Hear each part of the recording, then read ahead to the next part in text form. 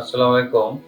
আজকে আমি যে রোগীটি নিয়ে কথা বলবো, ওনার নাম আবু সাঈদ। ওনার বয়স ৬০ বছর। তার বাড়ি রংপুরের মিঠাপুকুর উপজেলায়। ১০ বছর আগে তার জিহ্বায় একটি ক্যান্সার হয় এবং এটা স্টেজ 4 এ চলে যায়। সেই সময়ে আমরা তার জিহ্বায় অপারেশন করি।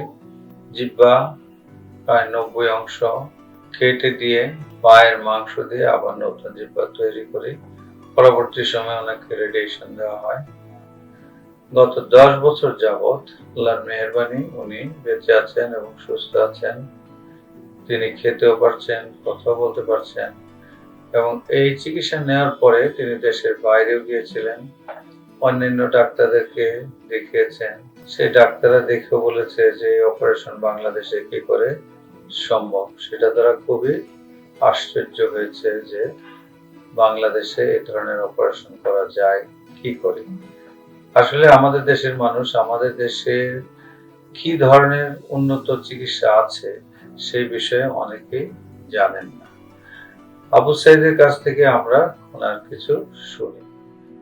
এখন আপনি কেমন আছেন? আলহামদুলিল্লাহ, আমি ভালো আছি। আপনার কথা বোঝা যায়? হ্যাঁ, কথা তো লোকজন বলে, মানুষ বুঝতে পারে। হ্যাঁ, বুঝতে পারে। এখন আমি অনেকে বক্তব্য দেই। আমি স্কুলের ম্যানেজিং কমিটির সদস্য। আপনি স্কুলের ম্যানেজিং কমিটির সদস্য, সেখানে বক্তব্য দেন। গুড। খাওয়া দাওয়া করতে পারেন? খাওয়া দাওয়া আমি স্বপ্নে খাবার শুধু খেতে পারি না। এটার সঙ্গে যে কোনো ডাল জাতীয় তরকারি হলে আমি খেতে পারি। উনি সব জিনিসই খেতে পারেন, কিন্তু শুকনা জিনিসে ওনার একটু সমস্যা হয়। আপনি এই চিকিৎসার পরে কোথায় গিয়েছিলেন এবং সেইখানকার অভিজ্ঞতা আপনি একটু বলেন। আমি আমার চিকিৎসার শেষে প্রায় ২-৩-৪ বছর পর আমি ইন্ডিয়াতে ঘুরতে যাই। ইন্ডিয়াতে ঘুরতে যান? হ্যাঁ, যাওয়ার পর ওখানে ক্যান্সার হসপিটাল দেখিয়ে সরোজগুপ্ত হসপিটালে। সরোজগুপ্ত হসপিটাল? হ্যাঁ, কলকাতা? হ্যাঁ, ওখানে যখন আমার সামনে পড়লো আমি ওখানে টিকিটটা দিয়ে আমি ডাক্তার দেখাইছি। ডাক্তাররা আমাকে দেখে এবং তারা ওখানে বোর্ড বসে দেখায় যে বাংলাদেশেও এই ট্রিটমেন্ট সম্ভব। এখন পর্যন্ত ১০ বছর অবধি আমি আল্লাহর রহমত সকলের দোয়ায় ভালো আছি। আপনারা আমাকে সকলের দোয়া করবেন। আপনার আশেপাশে আরো কোনো ক্যান্সার রোগী ছিল? আমার আশেপাশে আমার এই ক্যান্সার ধরা পড়ার পর আশেপাশে আরো আমার ৩-৪ জন সিনিয়র ভাই এবং জুনিয়র ভাইয়েরও হয়েছিল। তারা এই জুনিয়র থেকে সবাই বিদায় নিচ্ছে। তারা ভারতে ট্রিটমেন্ট করছিল। তারা ভারতে ট্রিটমেন্ট করে তারা মৃত্যুবরণ করছে। আপনার যে এলাকা এবং রংপুর, বিশেষ করে হারাগাছ, হ্যাঁ, ওই সকল এলাকায় তামাক চাষ হয়। হ্যাঁ, পর্যাপ্ত তামাক চাষ, প্রচুর পরিমাণে তামাক চাষ হয় এবং এক সময়ে ওই এলাকার মানুষ প্রচুর পরিমাণে তামাক, বিড়ি ধূমপান করতেন। এবং এই জিহ্বার ক্যান্সারের জন্য ধূমপান একটা খুবই ক্ষতিকারক এবং গুরুত্বপূর্ণ একটা ফ্যাক্টর। এবং আমরা এখনো ওই রংপুর, কুড়িগ্রাম, নীলফামারী, লালমনিরহাট ওইসব জায়গা থেকে আমি অনেক ক্যান্সারের রোগী পাই। এই তামাক উৎপাদনের কারণে বা ওই এলাকার মানুষ যেহেতু অনেক বেশি তামাক, সাদা, জর্দা, ধূমপান ইত্যাদির সাথে জড়িত, সে কারণেও এইগুলি বেশি হয়ে থাকে। তো সুতরাং আমরা যেটা বলি যে একটা রোগী ক্যান্সারের চিকিৎসার পরে ১০ বছর বেঁচে থাকা, এটা আল্লাহর অশেষ মেহেরবানি। এবং আমরা মনে করি যে স্টেজ 4 এও যদি অপারেশন করা যায়, সঠিক অপারেশন করা যায়, তাহলে রোগীরা সুস্থ হওয়ার সম্ভাবনা থাকে। এবং আপনারা দেখছেন আমাদের চোখের সামনে একজন রোগী, তিনি তার বাস্তব উদাহরণ। দেশের বাইরে সবসময় যে ভালো অপারেশন হয়, দেশে হয় না, এটা সবসময় এই কথাটা সঠিক না নয়। না সেটা আপনারা জনাব আবু সাইদ সাহেবের যে কথা সেটা থেকে আপনারা জানতে পেরেছেন যে বাইরের ডাক্তাররাও আমাদের দেশের অপারেশন ভালো হলে সেটারও প্রশংসা করে।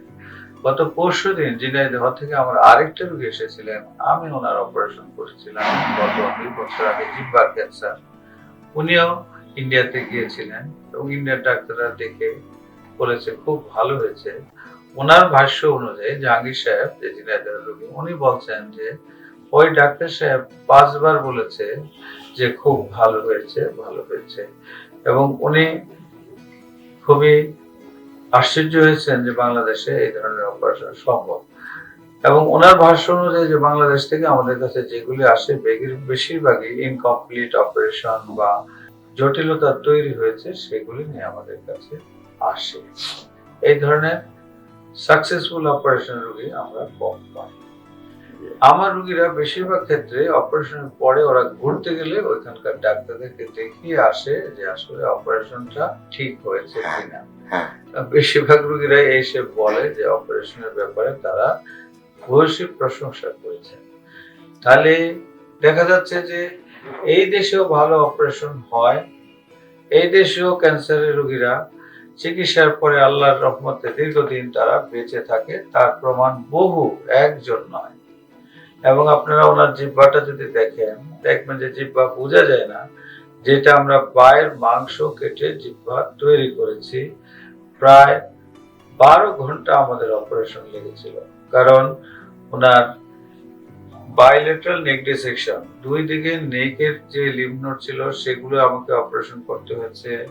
ওনার এদিক দিয়ে ইনসিশন দিয়ে যে হাড্ডি আছে যেটা ম্যান্ডিবল, সেই ম্যান্ডিবলটা আমাকে কেটে তারপরে জিহ্বাকে বের করে অপারেশন করে আবার সেখানে আমরা পায়ের মাংস সেট করে দিয়ে এই যে হাড্ডি যেটা কেটেছিলাম ওইটা আবার আমরা সেট করে দেই, স্ক্রু প্লেট দিয়ে ওইটা ফিক্স করে দেই।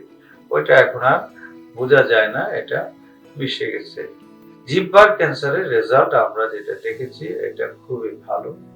সঠিক সময়ে অপারেশন করলে আমরা প্রায় 100% সাকসেস পাই অনেক ক্ষেত্রে। স্টেজ 3 স্টেজ 4 এ অপারেশন করার পরে যদি ঠিকমতো রেডিয়েশন দেওয়া যায় তাহলেও আমরা দেখেছি যে রেজাল্ট ভালো।